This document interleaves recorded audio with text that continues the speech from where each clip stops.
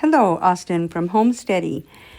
I am accepting your challenge to talk about the 3 things I wish I knew before starting homesteading. I want to first start by saying how grateful I am for my John Deere lawn tractor. It has been a huge help in the summertime. It does not have enough power that we are able to use it on a normal winter here in Clarkston, Utah. Normally we have 3, 4, and 5 feet of snow on the ground. So buying a snowplow for this is not efficient. However, adding the trailer hitch there allows me to have a harrow where I am able to plow up and harrow the pasture area and our yard area to help mulch up the manure and keep things in the pasture and barn area more sanitary and cleaned up and the compost going. I am an herbalist and I recently started a little sheep fiber farm. I process their wool each year, that you see here, and process that and make rugs. The salves that I make, and I've also found a really good source for vitamins and minerals and things like that. So that's what I do to support my farm. This does to do a video for 3 things we wish we knew before starting homesteading. The first one is how important it is to have a shelter for animals if you are going to be raising any kind of animals, whether it's chickens or sheep like I have or whatever it is that you have. Where I live, it's called Little Alaska for a reason. We get 2, 3, 4 feet of snow in one snowfall. Locals around here are using huge tractors to shovel people out. It's not a matter of hand shoveling. So we kind of learned the hard way. I eventually had to give up my chickens because I was not in a position financially to have the right kind of structure and run for them in the winter time. Hopefully one day soon I can build the right kind of shelter for where I live for chickens, and then I will give that another go. For my sheep, I purchased 3 sheep the first year that we lived here and realized that even by the middle of summer, they did not have any kind of shelter at all. So I found on Marketplace a shed for free as long as I would go and get it, take it down and bring it back. So that's what I did. All in all, it cost about $600 by the time I was finished with the travel, bringing it back and building it. And I had some friends that helped me do that. I could not have done this without their help.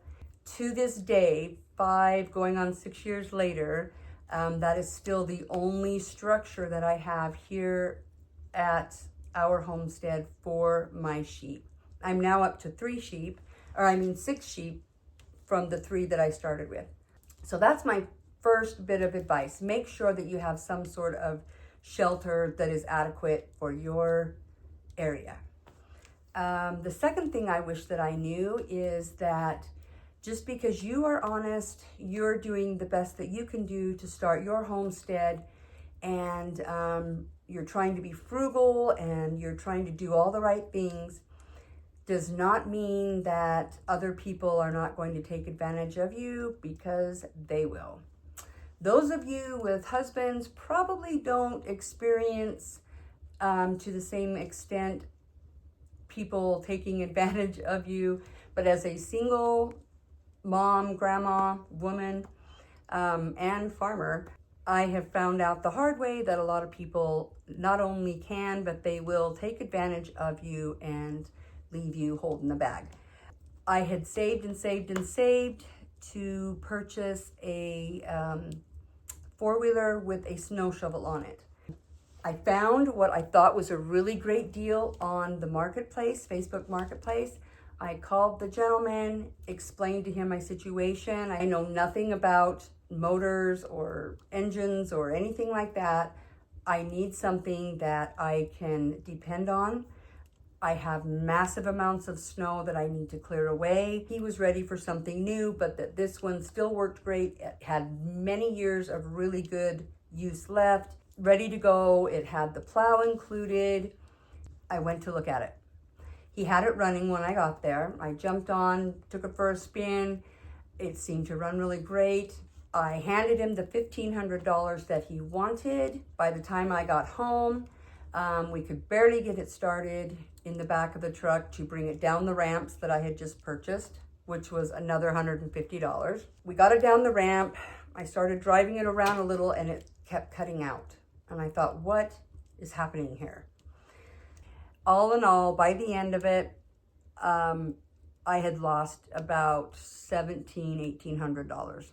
One day I will be able to get a new four-wheeler. I have decided, however, I will not be purchasing used. I don't want to buy something that I have to take into the shop every month or whatever. That isn't going to be cost effective. I need something that's going to run, keep running, and help me keep my pastures plowed and my walkways plowed here on the homestead. It is a big deal here.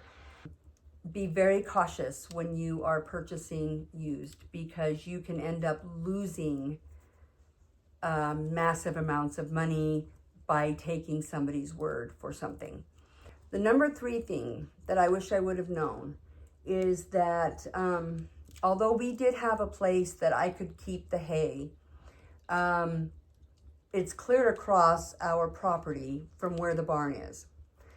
I wished I had known how important it is to have an area secured that is next to the barn or next to their feeding areas. And we're falling over trying to walk hay from the far side of our property clear to the pasture area. That becomes really hard. So I wish that we had known how important it was to set up a user-friendly, secured area that the animals can't get to keep the feed and the hay and whatever it is that you're going to need to take care of your animals. It doesn't matter whether you're dealing with rain or snow or even super hot weather. If you don't have your farm or your areas set up so that it's easy access and user-friendly, it really becomes monotonous, especially when you're trudging through massive amounts of snow or mud. It just gets really old, having to do extra work. Hi, babies. No, stay there, Lucy. Hi, babies. Hi, Canary. Stay there, Lucy. Hi, babies. Hi, guys. Hi, Lou. Hi, Matilda. Hi.